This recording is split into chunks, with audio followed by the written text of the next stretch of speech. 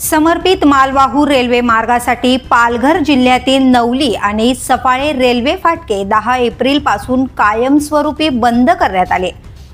पण या निर्णयाचा फटका बसतोय नवली परिसरातील सामान्य नागरिकांना, कारण या भागासाठी उपलब्ध करून दिला गेलेला पर्यायी भुयारी मार्ग अंडरपास अवकाळी पावसात ठप्प झालाय।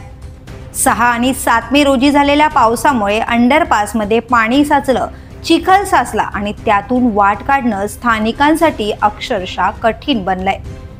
अशा चिखलयुक्त रस्त्यातून जाताना अनेक दुचाकीस्वारांचा तोल गेला, किरकोळ अपघातही झाले।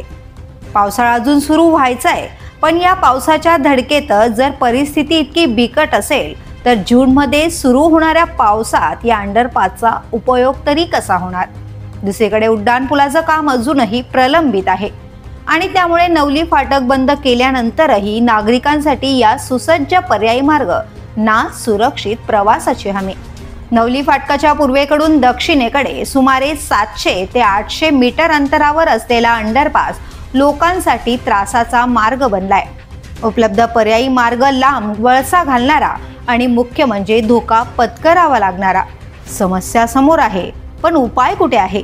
नवलीतील नागरिक विचारतायत, सुरक्षिततेचा अधिकार आमचाही आहे, पण आमचं ऐकणार कोण?